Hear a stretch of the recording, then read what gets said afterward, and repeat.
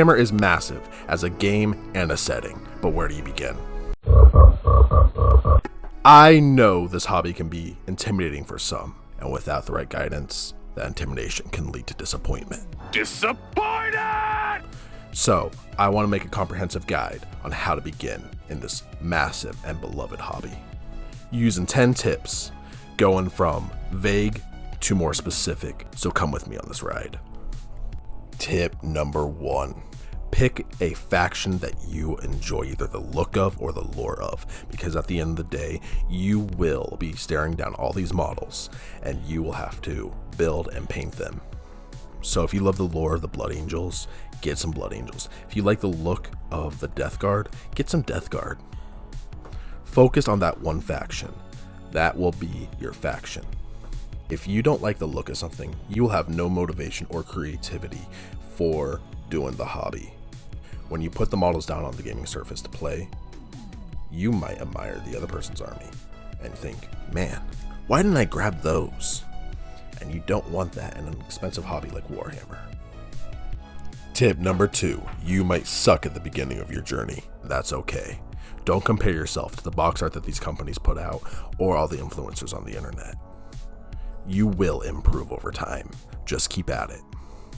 When I first picked up this hobby over a decade and a half ago, I picked up a Necron Destroyer and I used hot glue and craft store paints in order to get that model tabletop ready. And it was ugly. But now I enter painting competitions and I have a YouTube channel, TikTok, and Instagram dedicated to this craft. So while your model might not be as bad as my first model, that's great. That just means your ceiling will be better than my ceiling because of all the resources that you currently have. So keep at it and don't get discouraged by all these wonderful painted models. You'll get there. Tip number 3, get social. Even if you don't want to play Warhammer and you just want to paint the miniatures, it's still good to have that backing of a community. Go to your local game store, do a paint night. If you don't have that resource, go on Reddit or Discord and find your little piece of the section of the hobby. And with that community, you will grow faster. This hobby can get kind of lonely when you just want to paint. So if you have that backing behind the community, it will be great and you will have a lot of fun and you will grow a lot faster. Let's get on to the nitty and gritty with tip number 4. Now that you found your community and picked out your faction, it's time to gather your models. But you have a big question to ask yourself. Do you want to get new on sprue or buy secondhand? Both have pros and cons. If you buy secondhand, it might come in a little less than desirable condition. However, it will be cheaper, and a lot of the times it will be pre-assembled, which will eliminate another step. But if you buy new on sprue, it'll be a little bit more expensive. However, you will be able to customize your model however you want. If you decide to do the first option, then you have a few options to gather your secondhand models. Either friendly local game store, Facebook Marketplace, Frontline Gaming, eBay.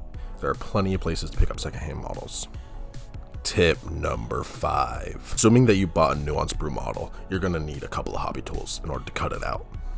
These being an X-Acto knife and hobby clippers. The hobby clippers are good for taking the model off of the sprue, and the X-Acto knife is good in order to take off those pesky mold lines and make the model look more natural. Later down the line, you can get even more specialized tools, such as a hobby drill in order to drill out your gun barrels, and green stuff in order to get rid of those gaps.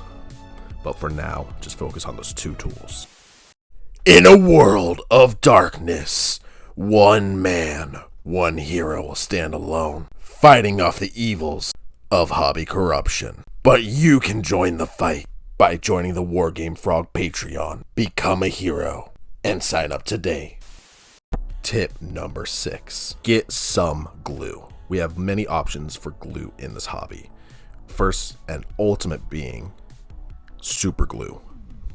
This is good for just about any model that you wish to put together.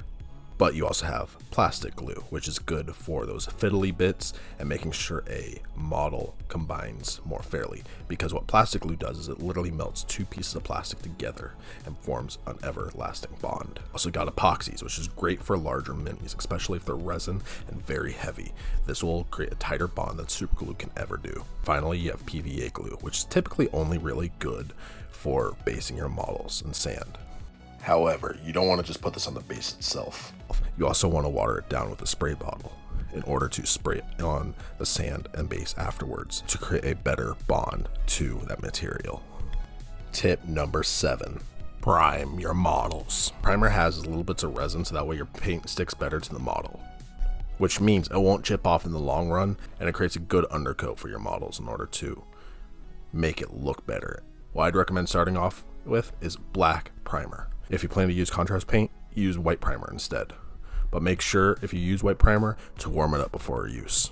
Otherwise it will look chalky. Tip number 8. Get a variety of sizes for your paintbrush. Get small, medium, large, and tiny. Quality doesn't have to be really good at the beginning. It just has to have that fine point so that way you can learn how to use your brush control. As time goes by, you might want to get better paintbrushes, but for now, stick to the cheap stuff and it'll help you out. Tip number 9. Acquire paint. This is where you don't want to skimp out on your price. You want to get good quality hobby paints. If you get any of the craft store paints, your model will look thick and the details will start to get washed out. Oh, even if you can only afford a few, you want to learn how to water it down and do 1:1 and 2:1 ratios in your painting. Tip number 10. Lastly, have fun. Don't let critics bother you. This is a hobby after all, and it's a very nerdy and niche hobby at that. Don't get discouraged by others. Remember that those negative voices are always the loudest, but they are not the most prevalent. Surround yourself within the community, which is great and beautiful. And with all this said, I wish you have a great day and much love and peace.